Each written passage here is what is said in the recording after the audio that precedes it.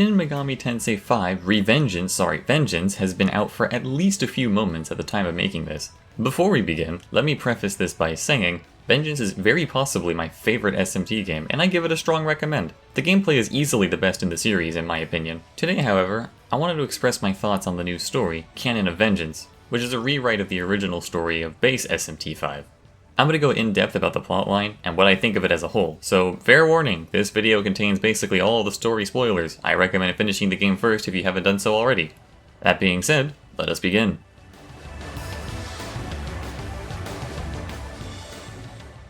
The story of Vengeance begins almost identically to the original, with our bros getting plunged into the demon world. The first major difference is during the first encounter with Yuzuru Atsuta after arriving in Dot, where you suddenly get ambushed by what's his name? Glacia Labulis? I'm just gonna call him Legoland. Right when Legoland attacks, a new character enters the stage, Yoko Hiromine. She and Yuzuru join your party as guest characters for this fight, with Yoko sticking around afterwards to travel with you. From here on, and for a good portion of the game, Yoko becomes involved in many story-related cutscenes, and I think she does a somewhat good job meshing with the rest of the cast. So right before approaching the Tokyo Diet building, the dynamic duo get jump-scared by a hot demon lady named Nama, who mentions something about making a sacrifice to the Great Mother, and you, the Nahobino, are the sacrifice in question. You proceed to slap her around a bit with a large trout, and she decides you're not worth the calories, for now.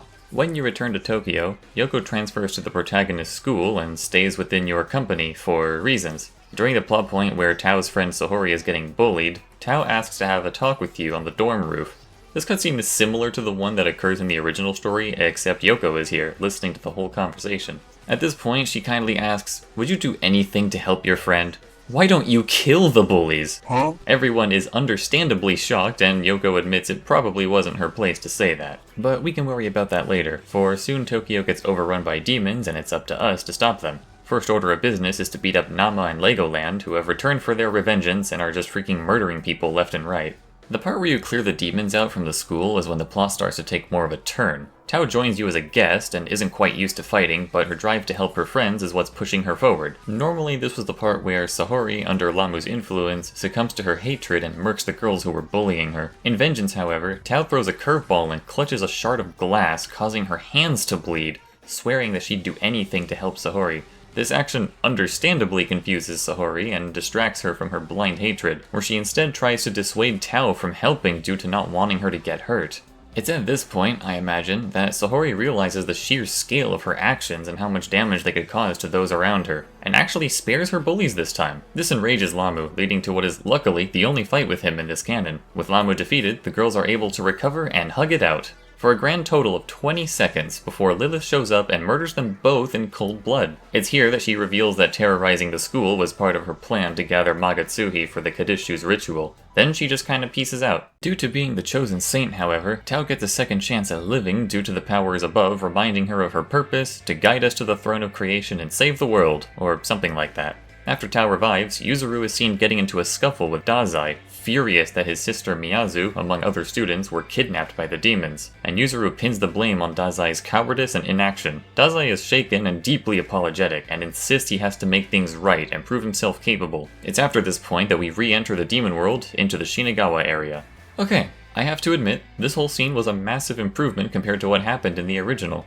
A lot of much-needed character development happened here. Tao broke the expectation of the Goody Two-Shoes character that she originally was in the canon of creation. Yuzuru and Dazai find more drive behind their motives as characters, which sets up the scenes towards the end of the Shinagawa arc, which we'll certainly get to. In the original story, Lamu gets away and you have to chase him all throughout Shinagawa before finally beating him. Even then, he's not truly dead for some reason, and Sahori doubles down on letting her desire for vengeance control her, leading us to ultimately eliminate her in the end. With the Lamu arc taken care of much earlier, not only does it not drag on for too long, but it leaves a lot more room for other characters to get the spotlight. Sahori dies at a much earlier point, yes, but the setup for her resolution was much more well done, and left me a bit more satisfied with how her character was handled. This whole exchange had me genuinely guessing what was about to happen. With so many unexpected events, who knows what the game would throw at me next?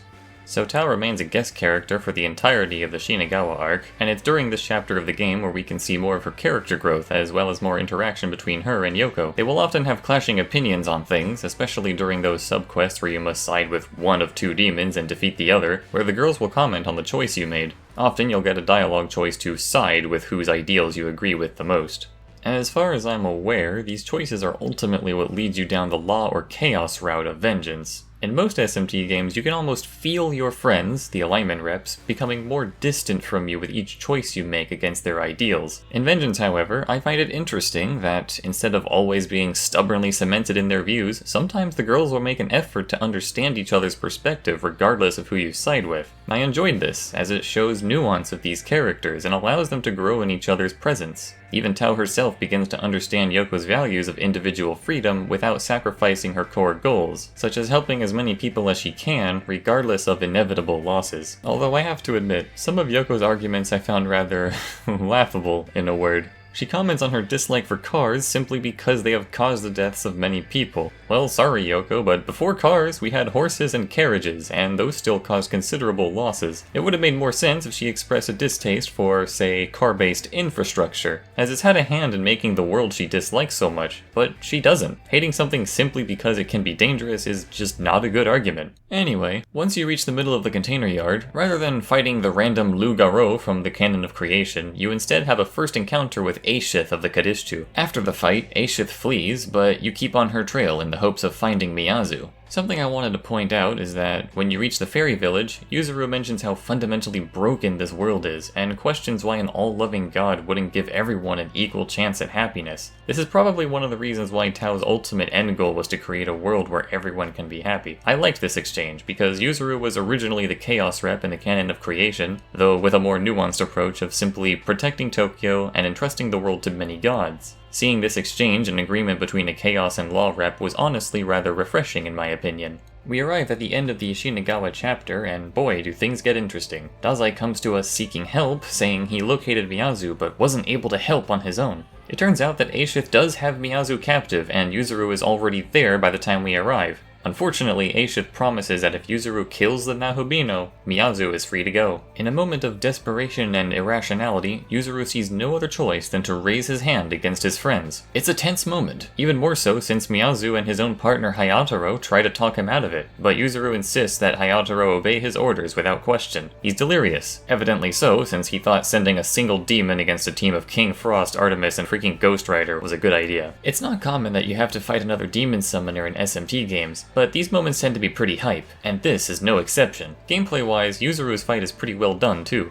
The fight is over as soon as you defeat Yuzuru himself, but Hayataro can draw aggro so that all your attacks, AoE included, will only target him. Plus, after Hayataro goes down, Yuzuru revives him with an item, which I find to be a pretty nice touch. Once the battle is over, Aishith starts to presumably devour Miyazu's soul, all the while giving us plenty of time to watch and react. And then, something remarkable happens. Enter Dazai, commanding his demon to toss a fireball, while Kanzu comes out of nowhere to shield Aishith and Miyazu while the fireball harmlessly impacts and clouds the area. This gives us the opportune moment to take Miyazu back among the confusion. This angers Aishith, who is then convinced by best girl Agrit to give up for now. When the dust settles, the group is able to recuperate together, with Dazai holding up an injured Yuzuru. It's a fantastic moment that paid off quite well. There is little time for celebrating, however. Apparently, the fairies and students of the village have all been turned into salt statues by some unknown force. What's more, the citizens of Tokyo are also starting to turn to salt one by one. This is usually predated by these citizens visiting a fortune teller named Agra, and being in the presence of a large crow-like entity. While it's obvious enough that this fortune teller is Agrit, it was hard for me to tell if this crow was related to Agrit or perhaps Mastema, as they both have black wings. Regardless, the team heads into a new area, Shinjuku, in search of answers. Interestingly enough, the angels inhabiting Shinjuku are hostile to the party, even in the presence of Tao, the saint. This causes Tao to question why these angels are even here, when at this point in the story they should be in Chiyoda fighting the Demon King's army. You meet up with Nuwa and Yakumo at some point, and they believe that it's actually not the Kadishtu behind the salt incidents. They tell you to find the leader of these angels if you want to know who's responsible.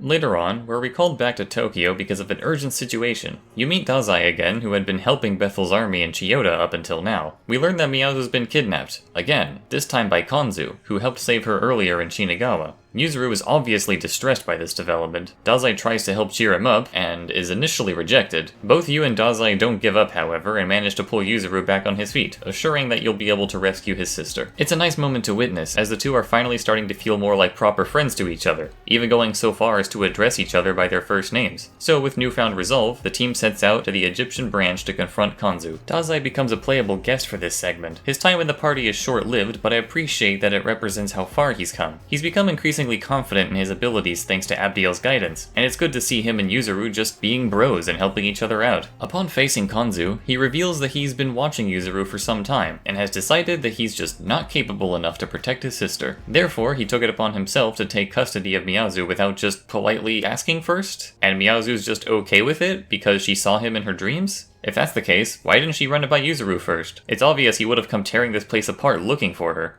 Either way, with Dazai leading the charge, we do exactly that. After outnumbering Kanzu heavily, Miyazu comes out to break up the fight. She tells us that Kanzu's just trying to protect her. Well, gee, wish we would have known that sooner. She then says she doesn't want to be a burden on her brother anymore and wants him to do his best helping others instead. Kanzu also apologizes for not handling this so peacefully. Well, this was certainly one way to make a mandatory Kanzu fight in this canon. Either way, Kanzu gives us the means to call upon Mastema, the mastermind among angels. We return to Shinjuku and meet with Mastema at last. Here he reveals that his plan to stop the Kadishu's ritual is to cut off their Magatsuhi supply entirely, and he demonstrates this by turning Dazai into a salt statue. The rest of the cast believes that surely there's another way, instead of being so cruel to humans. So our counterplan is to just take the fight to the Kadishu directly. Mastema agrees with this plan and directs us to the Metropolitan Government Building, where the ritual is said to be held. After we set off, Mastema returns Dazai to normal, and promises to grant him divine powers. Instead of getting upset at being turned to salt, Dazai accepts Mastema's offer, and would later help Bethel crush the Demon King off-screen. After a brief run-in with Nama, we learn that the Kadishu have almost gathered all the Magatsuhi they need. We return to Tokyo, but first, Yuzuru wants to have a little chat with us on the roof. Here he explains that Director Koshimizu is actually the moon deity Tsukuyomi, and Yuzuru could potentially fuse with him to become a Nahobino himself. It seems his heart is set on defending Tokyo at any cost. With that out of the way, we move on to an incident taking place at Jozoji Temple. Yakumo and Nua have set up a large mass of Magatsuhi in order to lure the Kadishu into a trap, but this comes at the cost of many innocent human lives. Obviously the gang is not so happy about this, and gets into a fight with this duo at last. After that, the Magatsuhi trap is promptly shut down, and we're allowed to return to Shinjuku in order to reach the Kadishu's ritual site.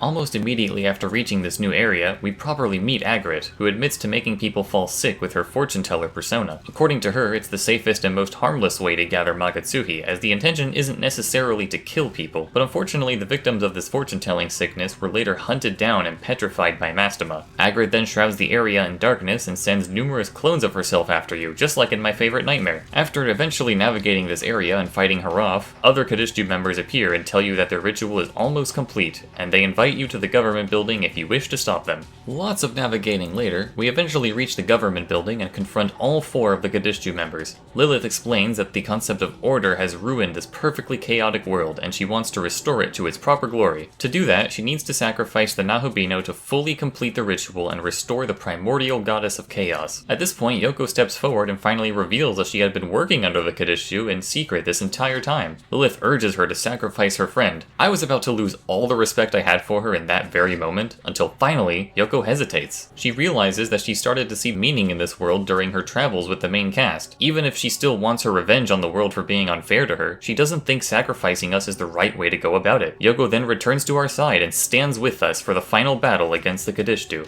With the evil team defeated, Lilith proclaims that despite winning, you failed anyway. She blasts the party, greatly injuring everyone. The rest of the Kadishu sacrifice themselves, while Lilith drags an incapacitated Nahobino to the center of the near-complete ritual. Yoko tries to assist Tao, but it's already too late as Tao succumbs to her injuries. Lilith reminds Yoko of the purpose she must fulfill as a goddess of chaos. Yoko tries to deny it due to the few people in her life that made a positive difference, but Lilith returns to an essence-like form which melds into Yoko, causing her eyes to glow. What happens next is pure cinema. Within the sacrificial core, Aogami expresses his apologies and goodbyes as he pushes you away, preventing you from being sacrificed along with him, as he gets claimed by the darkness. The ritual is completed as a monstrous Tiamat bursts out of the government building. All the surviving characters witness Tiamat shatter the sky with her annihilation ray, raining pure destruction down upon the demon world. Mastema is absolutely basking in this, smiling madly. Nua sacrifices herself, shielding Yakumo from the air raid. Meanwhile, Tao's spirit visits you in your head and entrusts the world to you. Before you wake up to witness Dazai and Abdiel killing Yuzuru for daring to become a Nahobino, your protagonist glares with a previously unseen fury in his eyes as Dazai slanders Aogami's death, remarking that you're not even worth killing now that he's gone. Dazai smirks smugly as he and Abdiel disappear, leaving you alone with an exhausted Koshimizu. The director then takes you back to Tokyo, explaining that, as he is a proto-fiend himself, fusion should be possible for the both of you to continue the fight as a reborn Nahobino. You take his hand, donning a stylish new look with crescent blades. All your friends are gone. All you have now is each other. Together, you march forward, ready to take your vengeance. It's gripping. It's peak. This sequence of events is the most pivotal moment in the entire game. It's a moment where all expectations are shattered and the game is starting to get serious. It's a development that cracks the plot wide open, yet leaves you with so many questions. What happened to Yoko? Is she okay? Why is Mastema enjoying this? Did he knowingly send you to your doom knowing this would happen? Was it all part of his plan? Is he going to take control of Tiamat for his own purposes like he can other demons? Can a fusion with Tsukuyomi work if you're not his knowledge? When will we get to punch Dazai in the face? And of course, where do we go from here? Well, let's see. When we return to the government building, we find Mastema among the rubble, where he gives us a negative review on our performance. Thanks, very helpful. He tells us that Tiamat has broken the barrier to Shikan, a holy site that holds the power of the Shekinah glory. No, not that Shekinah, sadly. Mastema sends us in the direction of Shikan to track down Tiamat's master, who has apparently invaded the area. We don't trust him at this point, but we have little choice in this matter. Sadly, not much happens in Shikan until the very end. Ultimately, Shikan exists to be a substitute for the Demon King's castle, the mid-game dungeon in the canon of creation. At the end of the dungeon, we see Yoko approaching the core of the sanctum, with Abdiel very casually giving chase, telling her not to do that. Yoko doesn't listen, of course, and begins to draw power from the core. I'm still not entirely sure what it was that's being sealed here, other than, as Yoko describes it, her true power. I suppose it's what allows her to ascend to her goddess form that we see at the end of the game. Even though we're standing in the same room watching this all happen, Yoko somehow doesn't see us at all, and then just disappears. Her work here is done. This leaves us with a very disgruntled Abdiel who intends to strike us down for daring to take a stance once more. As Tsukuyomi says, this battle is to avenge Yuzuru. And then Alice folds Abdiel like a lawn chair. When the fight is over, Abdiel unceremoniously expresses her woes, and then we just leave to report back to Mastema. Once we return to him, he explains that Yoko was once a goddess of creation who was sealed away by the creator 18 years ago. With her trust in him betrayed, she vowed for revenge and began to work with the Kadishu in order to attain that revenge. That being said, she and Tiamat are now gunning for the throne of creation, so it's up to us to intercept them. Before we do that though, we head back to Tokyo to undergo some briefing by Koshimizu, before hearing a familiar voice in our head telling us to head to the dorm roof. Apparently, rumors of Tao's death were greatly exaggerated. Okay, well, she did die, but her soul and likeness have been reborn into a goddess of creation. Apparently it's a little complicated, and as stated herself, it's a power beyond description. Regardless, she's here to fulfill her purpose of guiding us to the throne to recreate the world, as this one is slowly reaching its end. She returns back with us to meet with Koshimizu again, before we're all transported to Taito, where the path to the Empyrean lies. Tao also joins your party for most of the remainder of the game. Taito was the final area in the original game, and just like then, our job here is to gather the 3 keys held by Bethel's leaders and unlock the path to the Empyrean. However, there's a minor twist this time. There are only 2 points of interest instead of 3, meaning that 2 keys are in the same place. What could this mean? Has Yoko already started making her move against Bethel, perhaps? Are 2 of the leaders collaborating together? Actually, yes. When you go to face Odin, Zeus drops in out of nowhere to join the fight, forcing you to face both at once. It's funny in the moment and keeps things going along, I suppose. The 3rd key is being held by Vasuki, but as soon as you approach him, you see him getting absolutely decimated by freaking Beelzebub of all people. You learn he's in cahoots with Lucifer. Oh right, Lucifer's in this story somewhat, I keep forgetting. So Beelzebub asks you what your end goal is, and depending on your answer, he either fights you to stop you, or fights you to test you.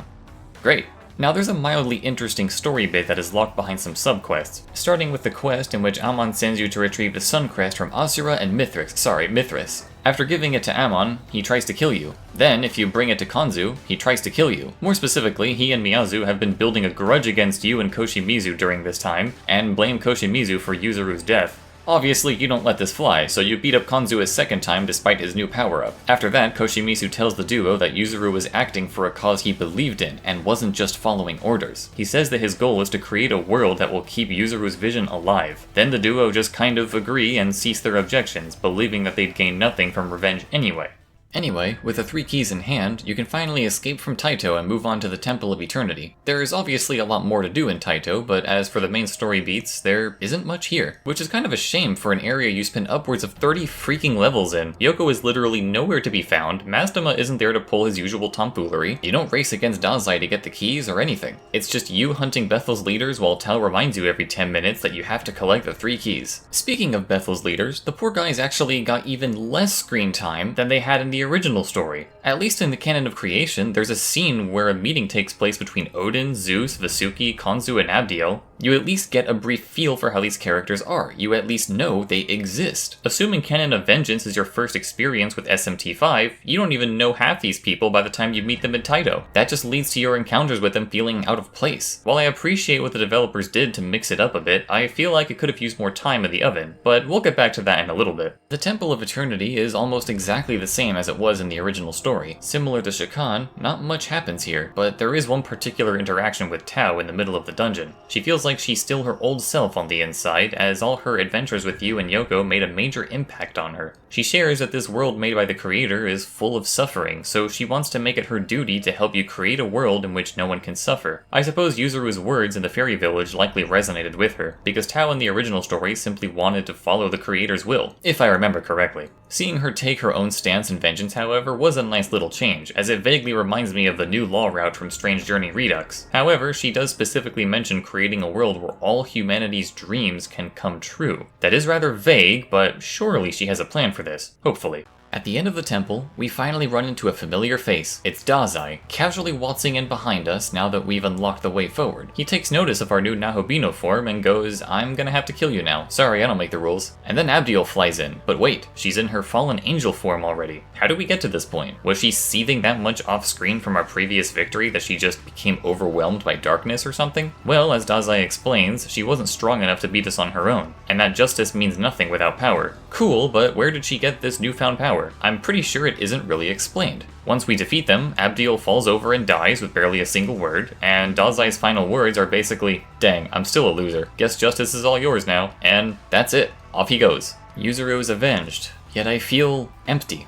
I can't help but feel like Dazai and Abdiel were treated as little more than mandatory obstacles. Whatever character development went on with Abdiel happened off-screen, giving me little reason to feel invested in this new form of hers. Dazai himself was perfectly in character, but the battle still felt mildly underwhelming to me. Maybe that's just the consequence of beating Shiva first. Anyway, a few mini-bosses later, we arrive at the site of the throne at last. Goko, the Jozoji monk, is here to oversee our taking of the throne for some reason. Tao is about to lead us to the throne when suddenly, surprise, it's Yoko. Finally, after like 20 hours of gameplay. You're not still brainwashed by Lilith, are you? I carry the will of the Kadishtu. I will destroy this world and surrender it to chaos. Well, at least Yoko drops the Goddess of Destruction act for a few seconds upon reuniting with us, before insisting that the world needs to be reset because humanity is, and I quote, "stupid and ugly." Masterclass writing, people. She goes on to explain that her ideal world involves every individual being free, with no concept of rule. I definitely have my grievances with these lines of thinking, but we'll get there soon enough. Once the girls are done debating about their ideal worlds, they reach their hands out to you, the final piece of their puzzle. If I'm not mistaken, the choices you made throughout the game, particularly ones where you side with Yoko or Tao, will affect whose hand you take. In my case, I ended up taking Tao's hand, so I'll explain the events that transpire on this path. Upon seeing our choice, Yoko gets mildly annoyed and goes, "Nice argument. Unfortunately, Tiamat," forcing us to fight her stand. I will quickly say that I enjoyed the mechanics of this fight, as Tiamat's main body is difficult to damage, but her heads sport different weaknesses. Defeating one will draw HP from the main body to restore the head. AoE skills are actually good here, which was a pleasant surprise. For a second there, I had forgotten that I was in the midst of a story that was taking a nosedive. After the battle, Tiamat almost falls apart, but then restores shortly after. Apparently, a primordial goddess like her cannot truly die by normal means. She then casts Annihilation Ray again, aiming straight for us. When the blast fades, we see a gravely injured Koshimizu and Tao, with our character helplessly isolated in his human form. All seems lost, when suddenly, a shining blue light descends from the sky. It's our bro, Aogami, somehow still in one piece. Apparently, we did enough damage to Tiamat for Aogami's essence to escape her confines, allowing him to join us once more. Upon seeing his brother, Koshimizu uses his last bit of strength to heal Tao before dissipating entirely. Rest in peace. As a callback to our first interaction, Aogami asks us to take his hand, which we obviously do. Aogami explains that as Tiamat is a godly dragon, she can only be defeated by a godly dragon slayer, which apparently he is. As we finally reclaim our old Nahobino form, we waste no time in cleaving through Tiamat with a very aggressive Murakumo, finally ending her for good. For a little while, I was a bit iffy on this scene because I'm usually of the belief that dead characters should stay dead, otherwise there are no stakes. I was also confused by the lore behind it. Earlier, I remember Lilith needing to sacrifice a dragon slayer to restore a dragon like Tiamat, but this was the first time I recall hearing that term in this game. What exactly makes the Nahobino a dragon slayer? Well, as we learned during the cutscene of Absolute Peak, Aogami's true name is Susanoo. According to Japanese mythology, Susanoo was able to slay the 8-headed serpent Yamata no Orochi. He did this by luring the beast with sake before cutting off the heads with his weapon, Worochi no Aramasa. Within Orochi's body, he then discovered a legendary sword that he would name Ame no Murakumo no Tsurugi. And very fittingly, Aramasa and Murakumo are unique skills that can only be learned from Aogami's essences. What's more, while I was researching this, I made the connection that this legend is referenced in a sub-quest where you help the Amatsukami by defeating a mini-boss Orochi, who can only be summoned using a special sake. I thought that was a neat little detail, so I figured I'd mention it. With all that in mind, I think I'm okay with Aogami returning. It would have been nice to be able to visually switch between which Nahobino style you like more, maybe by talking to one of the researchers back at base. But this is this, and that is that. Anyway, back to the story. Despite Tiamat's defeat, Yoko simply refuses to take the loss and willingly sacrifices herself to summon Tahom, the living abyss. Even if the game keeps throwing final bosses at me, I'm at least enjoying how they play, as well as their themes. When you defeat Tahom, it doesn't just disperse into Magatsuhi like most other demons, it simply just pieces out and returns to the abyss. This makes sense, I think, because it's literally void incarnate.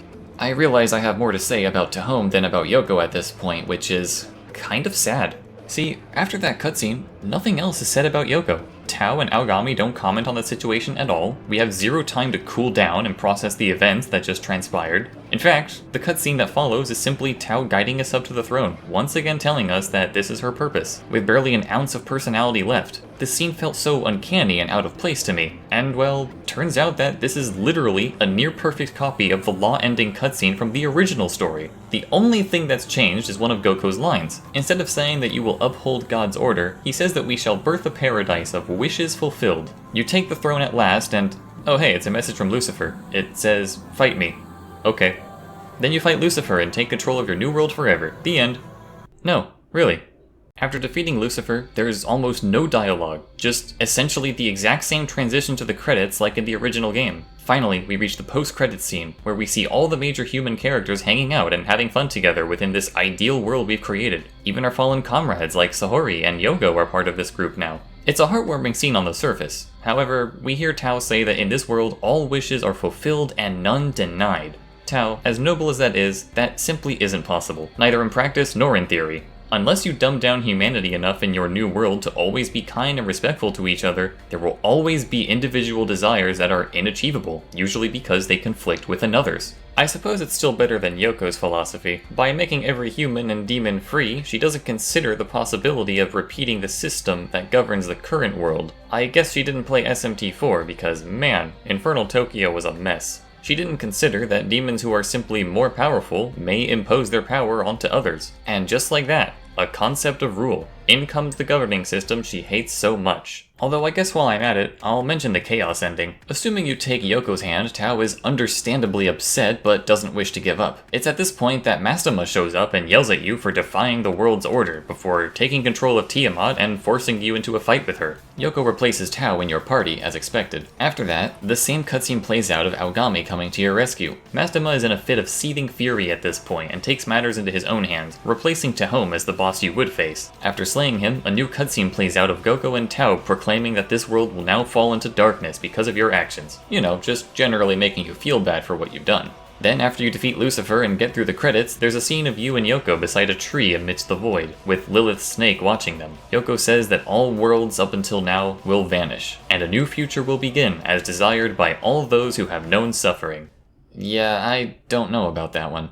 SMT Vengeance's story had so many fantastic moments in the first 2/3 of the game. It was really shaping up to become the best SMT game in both gameplay and writing. What happened that caused the rest of it to feel so empty? Did the developers run out of budget or time? It is a mystery.